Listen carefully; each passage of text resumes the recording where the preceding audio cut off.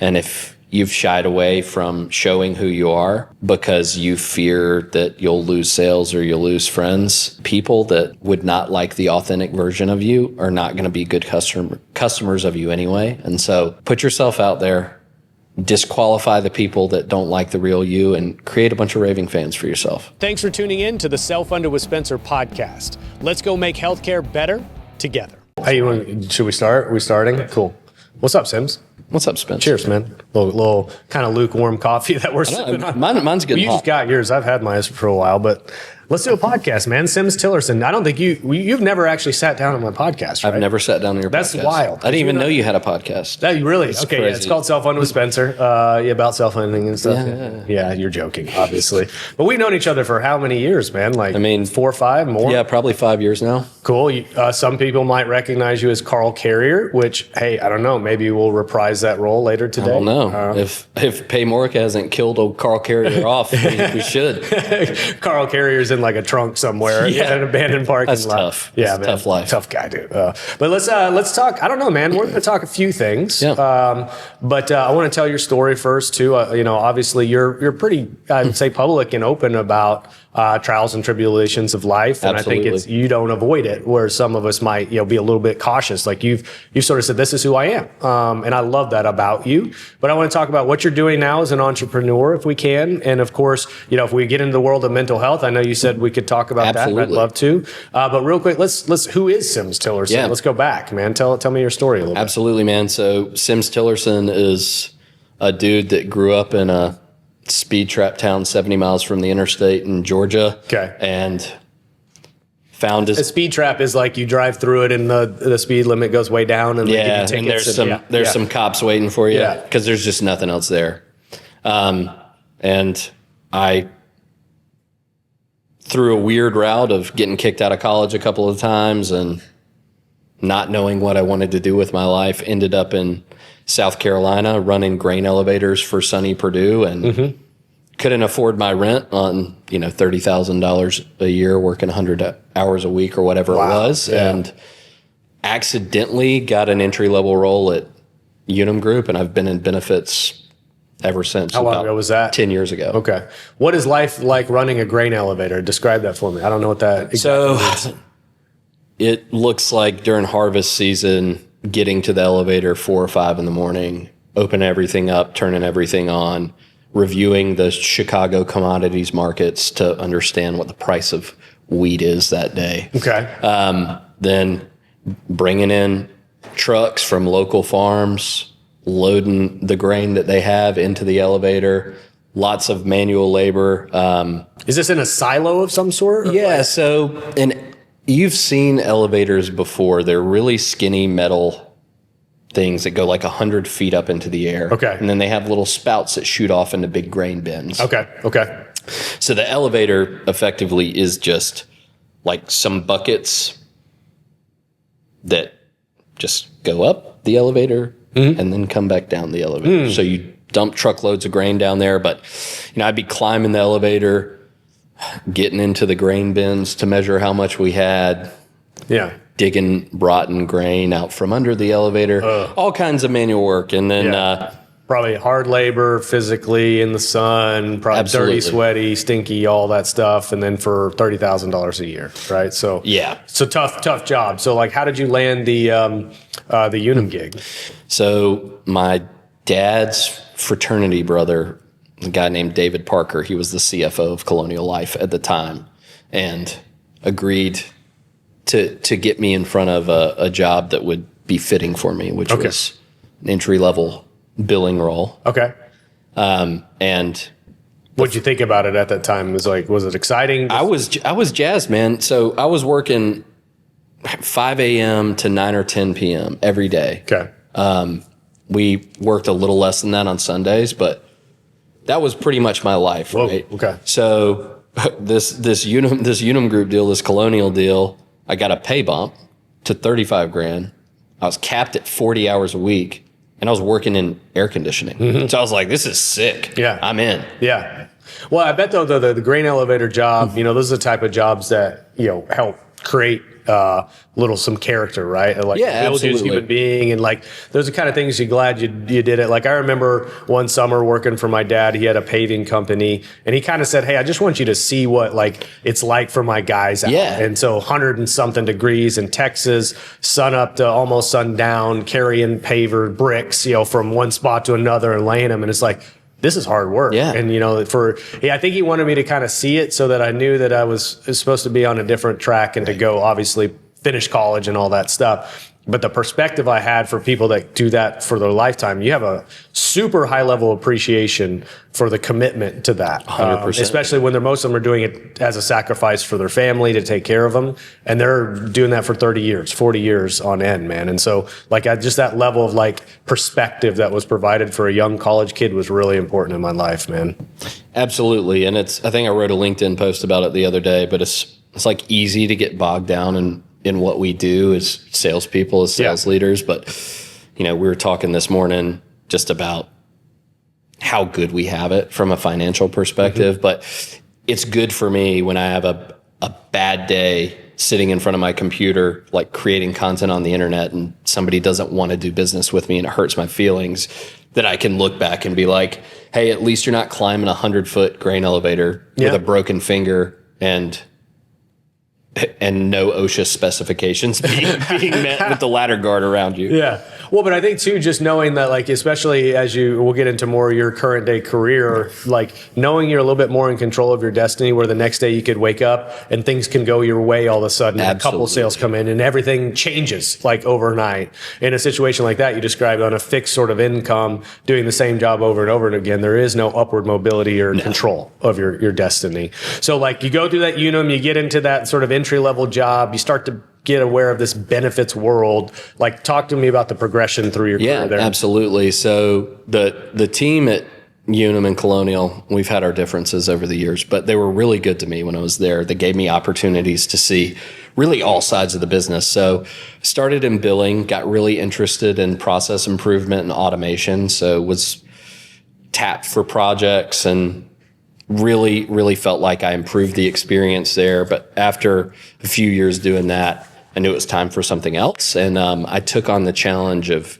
risk management. So I led account level underwriting for the Northeast U.S. for 3 of Unum's portfolio companies, to include Colonial Life. And that's where I really began to understand what it is we're all doing here in the benefits space. Well, it's interesting you say that. The underwriting helped you understand that. I think doing like financial spreadsheets and claims information, that taught me the business of self-funding. And it's like, oh, now I understand it, the layer below most people see it, which is with the dollars flowing. And okay, that now makes sense. I have, you would work with some people that did a certain task and they did that task, but they didn't understand the big picture of what they're doing. I got to see the whole picture, and that's what put me on this path the last decade or so. Did you find you had like sort of a knack for that underwriting stuff or the math side or what? I think that I had a knack for communicating with brokers and with our producers and helping them understand difficult messages, and also rewarding them when they brought me things that we wanted as a company. But I'll tell you that our company didn't see it that way. They found me a little too aggressive to be an underwriter and gave me an opportunity to do large group sales after a stint in underwriting. Yeah, and so did you take to that pretty quickly, the sales stuff? I did, because I had this background built at the company where I understood all of the operational aspects and the billing side. I knew our limitations. I understood what levers to pull for good underwriting. And I was really able to drive a lot of growth through the Western U.S. in the kind of upmarket segment, which for us was employer groups with 500 or more lives. Cool. Chronic health issues, surprise out-of-network medical bills, inflated medical and prescription drug prices. These issues cost self-insured employers hundreds of millions of dollars every year. Add to this the rising cost of care and potential for waste across the life of a claim, and it's clear that self-insured employers need innovative solutions that lower their health plan spend. At Valence, we've done just that, developed innovation that shifts the current paradigm. A complete and integrated ecosystem solution driven by data, one that manages and simplifies the complexity of medical claim costs. It is through analyzing millions of data points that we enable employers to realize and fuel cost-saving solutions. Valence experts come prepared from day one, targeting the fraction of claims that will drive the majority of health plan costs. That is how our team lives the Valence promise, engaging early and often for smarter, better, faster healthcare. When did you start getting into the world of working with closer with like startups? Because the last couple of years, I know you've done a lot of that. So did you get sort of burned out on the corporate world a little bit? Okay, yeah. So my last role at Colonial was managing and then creating national broker partnerships, which was fun.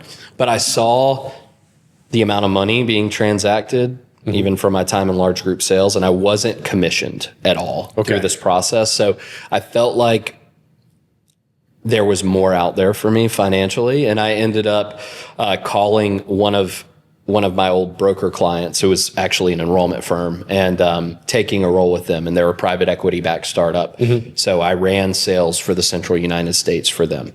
Yeah, man, and I've been in the startup world, just had one stint, and what I would consider a startup, and that time there was irreplaceable in my career, because you got to see what it was like to stand up an organization, right, and the trials and tribulations that come with that. You know, looking at like, oh, paycheck was delayed this week, and things like that, where you're like, are we going to make it? And then to like see it get past that, I think they call it the valley of despair that most early stage companies go through, and get past it and start to thrive. You have a greater level of appreciation of what it takes to build a company versus joining a company that's already successful. Certainly. Yeah. And so do you have that in you? Clearly the answer is yes, but that entrepreneurial, why do I always struggle? Entrepreneurial sort of angle. I always struggle with that stupid word. The French, man. The French. Is that, why don't we have an English word for that? Like fiance. That always, it makes me angry. Why don't we have an English word? We'll make some. All right, you and I will come up with that. This is a $1 billion startup idea right now. We're going to come up with replacing words French words. French words.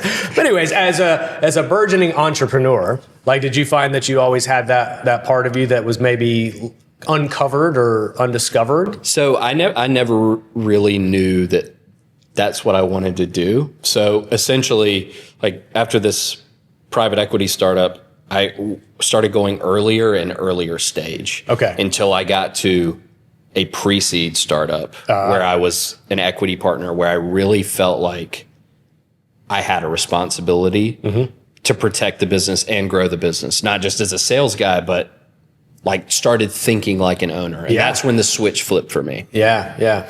And it's a high pressure situation, 100%. Right? And I wasn't quite at that level with PlanSight before, but I had direct access every single day to the founders, and they would lean on me for certain decisions that did impact the whole structure of the software and things like that. And it's like, man, you actually get the feelings of that immense responsibility placed on your shoulders. And like, hopefully I made a good decision there. And time will tell, right? Because you don't even know when you're sort of flying the plane and building it at the same time. No, you don't. How it's going to pan out. And surely some of the decisions you make weren't going to be the right decisions. No, 100%. And my focus when that happened was like eating it, owning it, and switching up quick.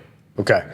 But now today, Sims Tillirson is his own business. Yes. And I would love to spend some time talking about that. Social selling, with firms. Like, tell me about, is it Sims Tillirson Consulting Group? Tillirson Consulting Tillirson Consulting Group. So what is that? Why don't you describe it? Yeah, absolutely. So over the past couple of years, I've done a variety of like consulting projects off the side of my desk, like helping create go-to-market strategies for small companies, leading social sales trainings at sales kickoffs, stuff like, one-to-one training.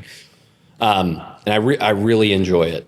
And so in January of this year, I had the opportunity to move from W-2 in a sales leader role to a fractional kind of contract role for my old employer to become my client. And I had to make the decision at that point, I'm ready to jump. Are we going to jump, or am I going to go find another W-2 just to leave and go out on my own in a year? Yeah. And so I told you this, but right after I got off the phone with my previous boss, I went and sold my car to buy myself about $20,000 in runway, just in case this didn't work out. But today, what I do, and thankfully successfully enough not to have to get another job, is I serve as a fractional revenue executive for a handful of smaller benefits ecosystems companies, sometimes brokerages, mostly like point solutions, vendor solutions. I provide team trading primarily to brokers on social sales and modern outbound selling. And then I also have a small number of one-to-one coaching clients where we focus on everything from sales to how to show up as a leader inside a large company to I hate it here, I want to build a better life for myself, can you help me, kind of thing. So I get to interact with a lot of really, really wonderful people and a lot of mission-aligned companies in the benefit space. So I've heard the term fractional sales or fractional sales leader. Obviously, you hear sometimes fractional CFOs. So define fractional, like maybe in terms of time commitment or whatever. Certainly. So depending on the client, like they may have access to me for 6 hours a month, 20 hours a month, 40 hours a month, whatever it is based on what they're paying. And essentially what I do is I provide a level of leadership around go-to-market strategy. So that encompasses sales, marketing, and like account management, retention. And my goal is, if I'm working with a company that's founder-led sales, right? That we can build a strategy whereby when that founder says, Sims, you're not working with me anymore. I'm a year down the road. I've got $2 million in annual revenue. I'm ready to hire my sales team. That sales team can come in. They don't have to do any guesswork. They can run the plays that I built for them. So naturally then, as a fractional sales leader, it's very likely it's time bound to some degree, where maybe this is a year project or a two with a goal in mind of Sims then steps back, right? Yes. And because they're at a point where they can now hire. Do you help with that transition then to identify talent as Absolutely. well? Okay, cool. And so I want to talk project-based work too and coaching. And feel free to take a sip of coffee if you need it, man. I'm making you do all the talking. I know. This is tough. But I do like this idea, and I've seen it in pockets work very well, of like coaching and helping maybe producers get off the ground and build a book of business. We know our mutual friend Ananiri does some of that. Yeah, absolutely. So like when you put off your fractional sales leader hat and put on your coach hat, like talk to me about the difference for that of how you work with an individual. So the fractional leadership hat is very strategic. Like we may go down as deep as to write cold email templates, cold call scripts, and that sort of thing, but it really is about the strategy, right? And the coaching piece is much, much more tactical and much, much more human because it's, maybe you and I are working together on some modern sales techniques and I tell you how to run a direct mail led sequence for your top 20 accounts. But the coaching itself is not enough. Like the accountability to make sure that you did that is important, but also having me as a resource so you can say, hey, Sims, I went and did a drop at this business and the owner cussed me out. Can we walk through why that happened and how I can prevent that from happening again? That'd be a fun role play. You get to be the one cussing him out. I play the owner every time. I play the disgruntled owner every time. Yeah, that's funny, man. But I love the idea of that coaching. I mean, anybody playing sports has had good and bad relationships with coaches, right? People you click with and ones you don't. But I think where do you think folks are missing? Because obviously, clearly, you think you have a knack for this. Yeah. People are hiring you because they agree with that idea. Why do you think you are successful in this modern day world of helping people do that where others maybe haven't been so successful? So I think a big reason is because I've done it. I've sold voluntary benefits policies to 5 life groups, and I've sold benefits administration platforms to Fortune 50 companies and everything in between. And in, call it the last 5 years since the world has really shifted, especially the outbound world, I study a lot of techniques used in other industries, usually industries that move a good bit faster than the benefits business. And I test a lot. And even for my own business, I'm still always selling to understand what works. Yeah. Well, you're doing it, right? Because there could be this idea of like, well, if Sims is so amazing at sales, why isn't he selling for some Fortune 50 company? And it's like, the reality is you also get to choose what quality of life you want, the lifestyle you live, and you get to pick and choose who you work with as well, which I'm sure is a lot of fun. It is. And I also retain 100% commission on any deal I sell, which is nice. Yeah. You're not giving it to you're getting not 20 or 10% commission, right? right? So there's no splits there. Pareto Health is the largest benefits captive in the United States. With nearly 3,000 captive members, 1.3 billion of stop-loss premium in force, and almost 1 million covered lives, no other benefits captive comes close to Pareto Health's scale. But it's not just about the numbers. Pareto Health is a mission-driven organization, and that mission has two distinct parts. Number one, to make self-insurance simple and more accessible for small to mid-sized employers. And number two, to arm them with the most powerful cost management tools on the market. So if you're an employer frustrated with your healthcare outcomes, or you're a benefits consultant looking for an alternative to the status quo, it's time to consider Pareto Health. Pareto Health, where employers come to do self-insurance right, to do it easily, and to do it at scale. And I think it also allows you, though, to be very selective about who you partner with. And you're even talking about instances where, you actually tell a client that it's no longer a fit. And it's not like, hey, you did something wrong or I don't like you. It's just, hey, this isn't a fit for what I do. And I can be choosy about that. Yeah, as 100%. a seller. Yeah. So let's walk through some plays, though, if you don't mind, because you are one of the most prominent people on LinkedIn. You've built an incredible brand there, and I applaud you for that. I think that's how we got to know each other, was through social media.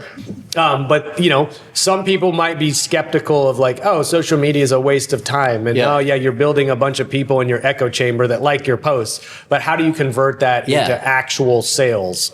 So let's walk, you don't have to give away the farm, but let's walk through some plays of a good strategy. We can give away the farm. I like to gladly give away my advice for free whenever I can. Yeah. So I think a big issue with social media, specifically in our industry, is that there's this concept of a personal brand, which is super important. Yeah. But it's not enough, right? Sales is not and if you build it, they will come business. So content creation and showing up as yourself on LinkedIn is one part of 4 pillars of a really solid LinkedIn strategy. So you have to be able to grow your network with the right people. And that looks like building lists of target accounts and the decision makers within those accounts, sending connection requests to them, right? You have to be able to engage your network pretty thoughtfully. And I would do that with a mix of pretty light DMs where I'm like giving free resources or advice, thoughtful comments on other people's posts. You've got to create content that teaches your reader something. So we're moving away from being able to like just live on shock value or just live on funny memes. Like those things have a place, but what people want specifically on LinkedIn is to be taught. Like that's why you're so very successful, right? Thanks, man. But you mentioned the 4 pillars, and I will get to the 4th. But the pillar number 3 you just described as unbeknownst to me, went way deep into education first, and the network grew as a result of that. And I actually experienced a lot of inbound interest in what I do. Right, so I wasn't doing it because it's part of this really thoughtful strategy to go get in front of the right people. I just thought I can teach this, and I don't see anybody else teaching it, so why don't I teach it? And I found, oh my God, like I could build a pretty huge network as a result of people that are interested in what I do after that. Right. And people have all the information in the world at their fingertips with Perplexity and Google and GPT and whatever it is. But people don't want to know, like, for you, they don't want to know how to select the right spec deductible. They want to know how Spence did it. Yeah. Right? Fair. They want to know somebody that they can connect with. They want to know how you did it. Yeah. So that's why those teaching posts work so well. And I think we're going to see LinkedIn specifically double down on that. Yeah, I noticed even they changed the format of the videos. And it's like the video is now prominent without even the post itself, right? And I'm going, when did they make this change? It had to have been the last week or two. I noticed it. But they are pushing educational content and video pretty obviously now. What's the 4th pillar before we forget? The 4th pillar is actually asking people for business, man. I've been lucky to get lots of inbound leads over the course of my career, but I've never gotten enough inbound leads to where I could hit my quota or hit my revenue goal based solely on that. So we have to be willing to reach out, show up differently, and ask for what we want. And what that looks like for me is standing out in a sea of horrible automated messages. So most executives I talk to, even on LinkedIn, get about 100 pitches a week. I believe you. Yeah. So what I like to do and what I coach to show up differently is video and voice messages, right? But they're not, hey, Spencer, I hope this finds you well. Wanted to tell you about the 3 things I do here at Tillirson Consulting Group. It's snappy, well-researched messages. So maybe I look at a Gallagher office and see that they're hiring 5 new producers. And so that's my trigger to reach out to their president or to their sales leader and say, hey, notice you're hiring 5 new producers.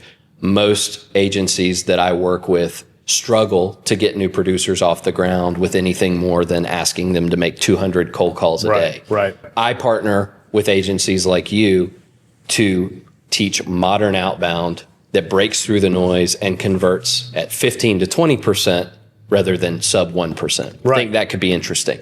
So that in a video message would be about 40 seconds long. Okay.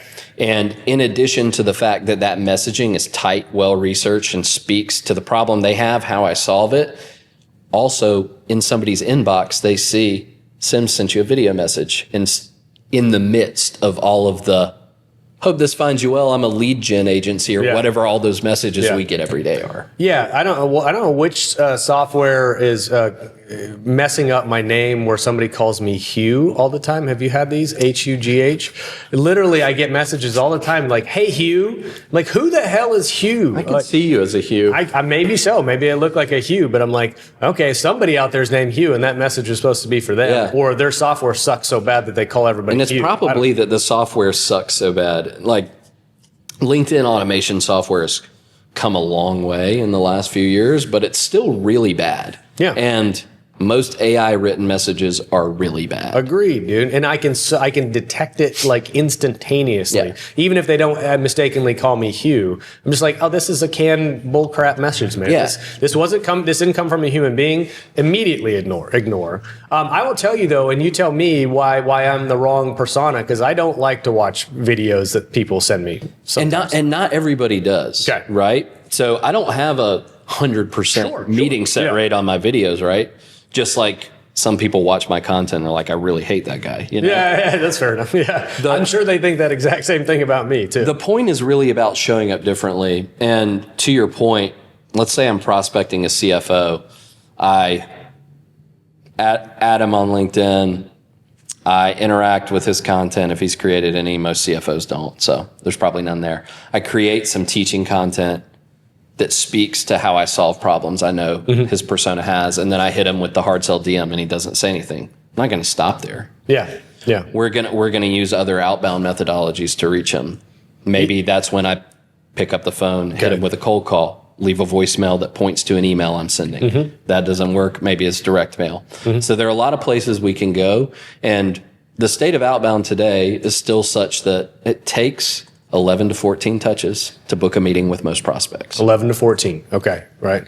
And so if you can even improve on that with just a handful of fewer touches, or of that 11 to 14, the percentage that do convert into a client. But I think what you're telling me right now, no matter what we do, it's going to take effort. It takes effort. And the thing that I would recommend to anybody watching this is understand that your competition is trying to hit the easy button. They are sending out thousands of automated emails a week, and they're getting bites. Maybe it's under 1% probably. They're burning up their total addressable market, but you don't have to show up that way.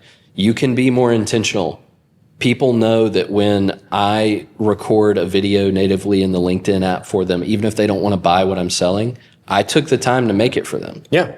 And they're going to remember you probably. Yes. And so even if it's not immediate, the reward that you get from a potential client, maybe a year from now, they're going to go, oh, yeah, I forgot Sims does that. Like, I should find, I was in a moment where I didn't need his services and now I do. I remember Sims. Let me go hit him exactly. up. Right. And so I think some people don't realize the social selling especially has a longer horizon for it to be successful. It does. And so I think you'll see a lot of people that get interested in the idea of creating content because they see what others have done. Right. And they'll do it for a month or two sporadically and go, that didn't work. That was a waste of time. And they didn't give it enough time to actually be effective. And they also weren't as effective in doing it, which is what you're describing right here. Right. So let's talk about that total newbie that could benefit from social selling and kind of the 4 pillars you just described. Where do you recommend most people start?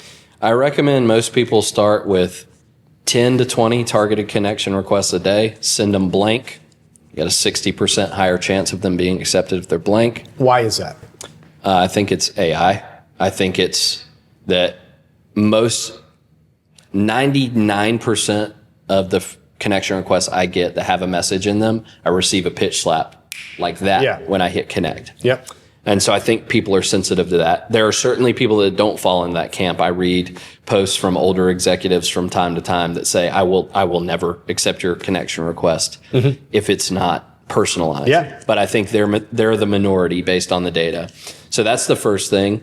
I would commit to leaving 10 to 20 thoughtful comments every day as well. And so I say thoughtful because I don't want anybody to get on LinkedIn and go to your posts and say interesting or agree, because that adds value for no one. You want to start a conversation. You want to support these people. I'd recommend that these folks create content as few as 3 times per week. I like to see people creating daily when they can. That's how you build momentum.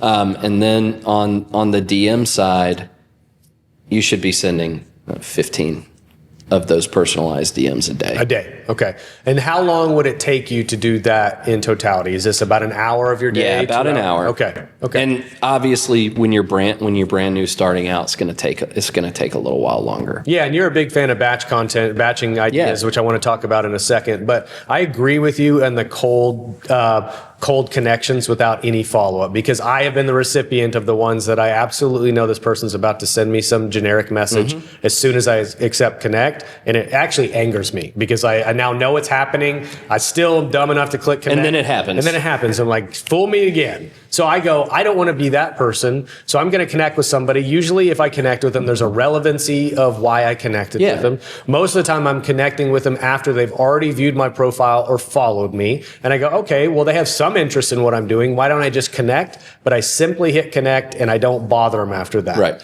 What inevitably happens though, is eventually they're going to tell me why they viewed my profile or followed me. And that gives me an idea of like what the purpose was there. And now that starts a conversation where I can choose to engage or not. Absolutely. And so I think of it as inverting the sales process, because ultimately, let's say it's a consultant at an office that we know my team wants to get in front of.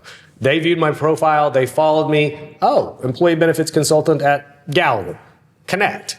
They're very likely, probably about 20% of the time, going to say, love your content, been following it for a while, love what you do, cool podcast, something to that effect. And I go, opening. Right? Now there's a conversation that can be had. I usually simply just reply though, really appreciate you watching. Like, that's great. Like, cool. Was there an episode you liked or whatever? And that stimulates the real opening to have a conversation. Oh, by the way, my team was trying to get in front of you here recently where we value you as a partner. What do you say we go grab coffee? Right? And it's so warm at that point. It is. They're almost always going to say yes to it. Right? So I think if there's a patience element that probably comes with this too, where people get over eager and want to sell immediately. Absolutely. Like find the entry point rather than forcing the entry. Absolutely. We need as salespeople to be relevant to our prospects. We need a trigger. We need a reason.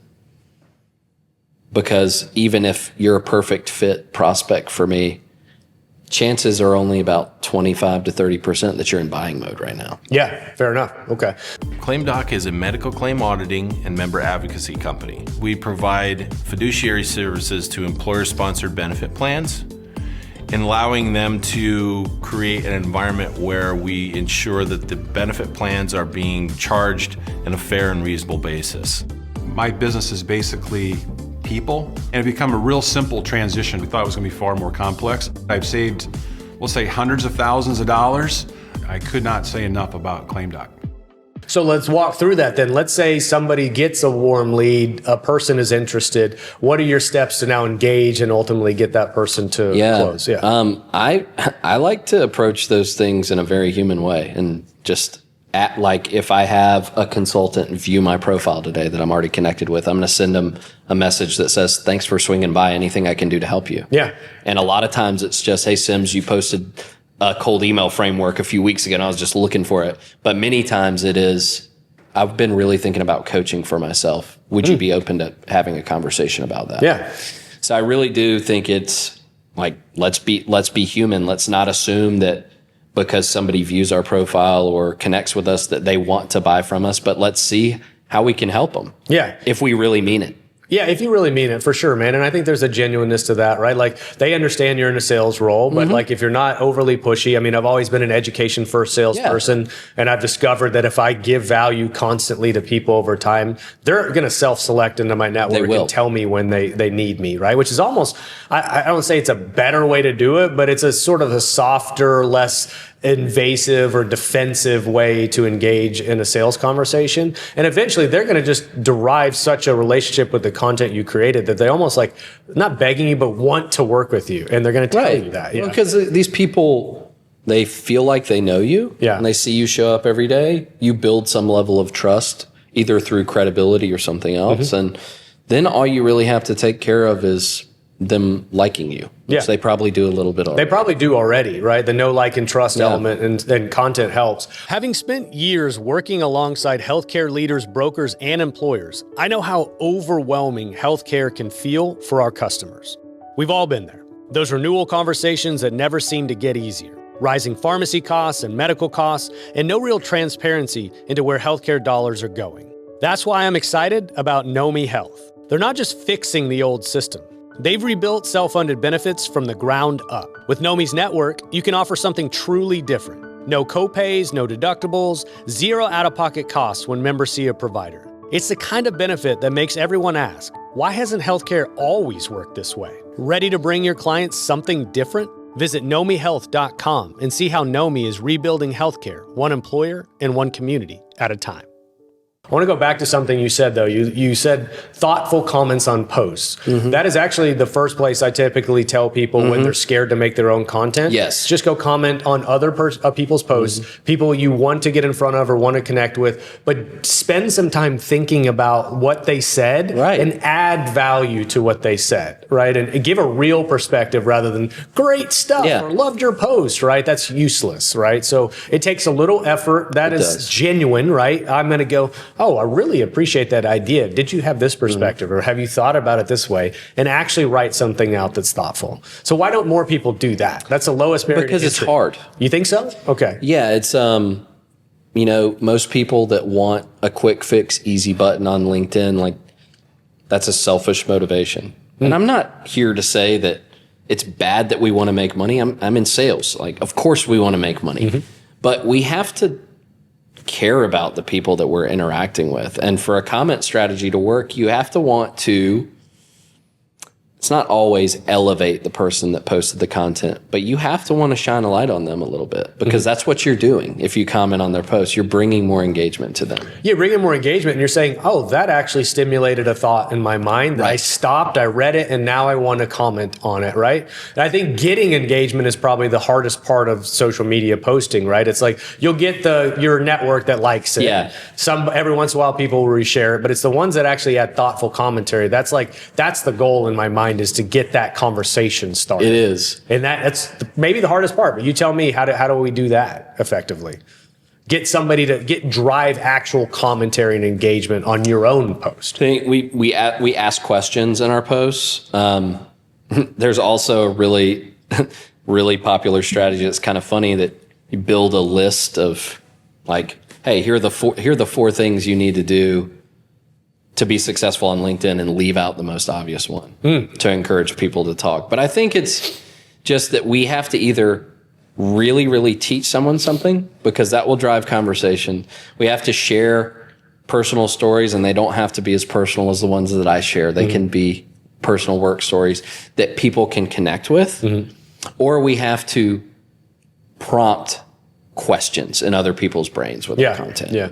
Well, what do you think for the folks that sort of like complain now that LinkedIn's turning into Facebook or something like that? Because I see that commentary pretty regularly. Yeah. And so, like, what do you have opinions on that? Yeah, I think that's like the stupidest thing in the world you can say. But two things around that. One, we're all people first. I am a person, a father, a husband before I'm a business owner. Period. And everything that we experience as human beings affects how we show up at work. So I think it's important that we have conversations about that. But if that didn't sell you, guy that says this isn't Facebook, you have the opportunity to curate your feed on LinkedIn. Yeah. If I post a picture of what I have for lunch later and it bothers somebody, they can click the 3 little dots beside my post and say they're not interested. Yeah. And train their algorithm to only surface content that they're interested in. And then obviously by liking and commenting, you train the algorithm. Yeah. So when you say if you click the not interested, would it be not interested in that specific post from Sims Tillirson or not interested in Sims Tillirson? It gives you options. So it can be, I'm not interested in this post topic. I'm not interested in this author. I don't know why I'm seeing this. I'm not interested in political content as one of the options.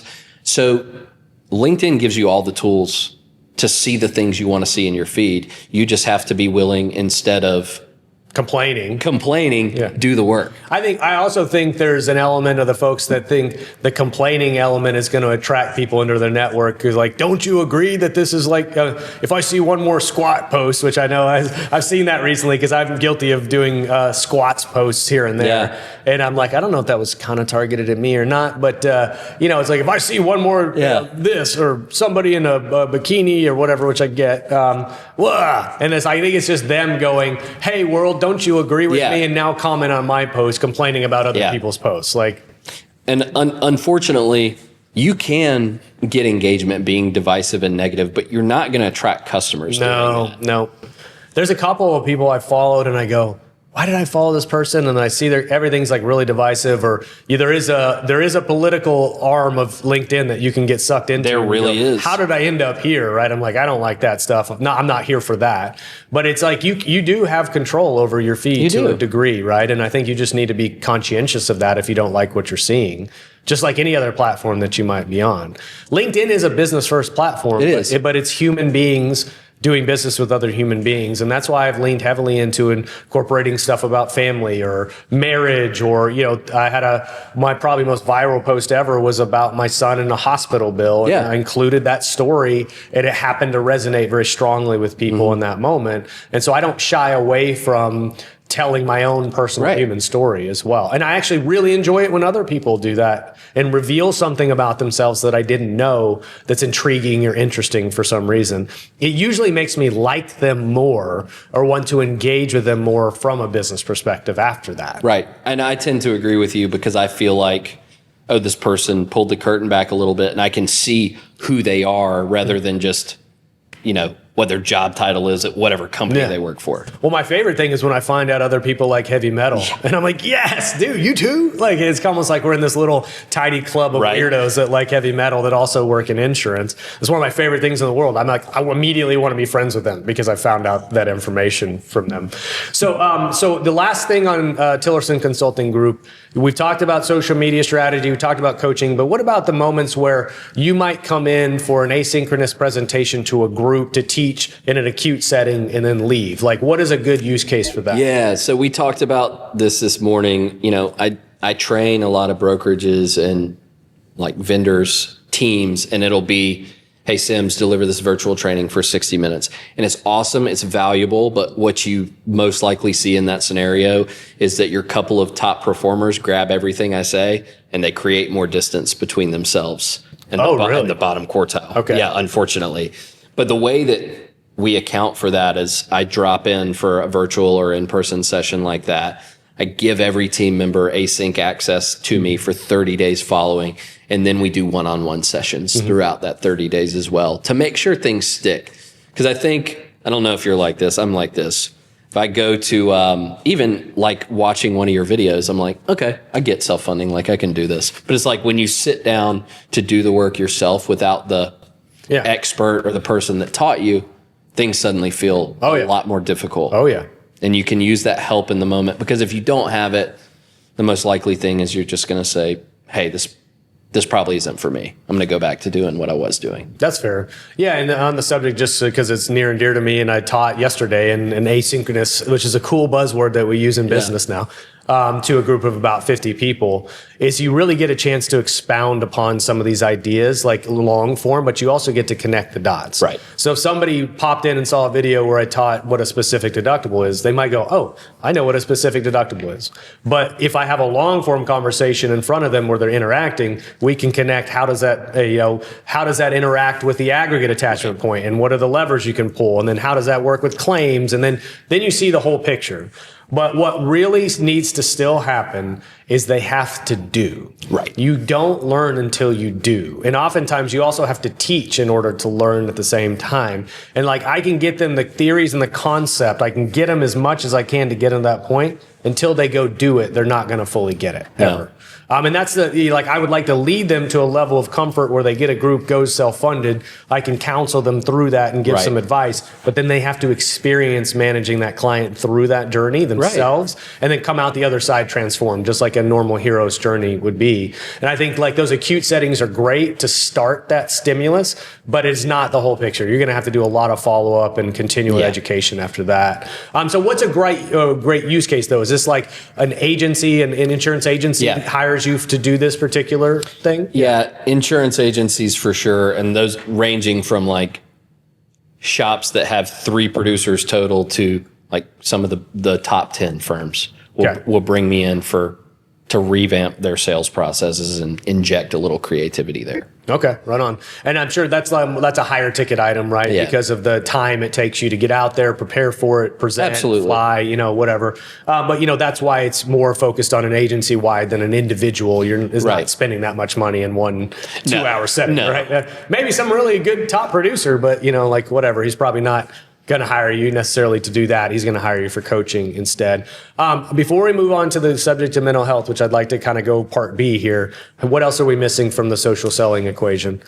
I don't think we're missing much, man. I would just say that I think there are a lot of people that think social is going to go away, but the truth of the matter is we're on the front end of this. You think so? Okay. We are definitely on the front end of this. There are very large companies in the tech space that are flooding the market with AI SDRs and agents. So this issue with kind of like email fatigue and outbound fatigue for executives is going to get worse before it gets better. Okay. So we have to be willing to show up differently. And we have to be willing, to your point, to give to our prospects before we make an ask.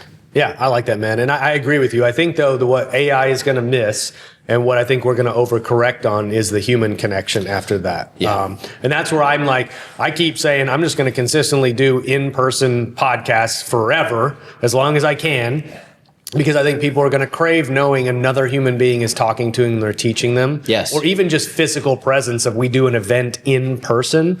Like so much AI content is out there right now, and it's still pretty spotty at best. And I just tune that crap out. And I imagine a lot of human beings are doing the same thing as well. So it'll get better. But even if I just know I'm talking to Sims and not an avatar of Sims, will make me more confident and trusting that that's the case. Yeah, absolutely. And we're here together in real life. I flew here. We're literally knee to knee to be with you. I can I can. I'll touch you. E.T. But we crave human connection. Yeah. And technology is great. AI is great. I use it a lot, but we need to use it to allow us to have more human connection, not to replace it. Yeah, I totally agree, man. And that's why I hope that just like when you and I had to adapt to the internet's existence, there was pre-internet, and now this internet is never going away, right? We have also we're going to watch the proliferation of AI, and it'll never go away. But I think you will also see people go overcorrect back to the human connection I think you're right. that we've been missing for a long time, man.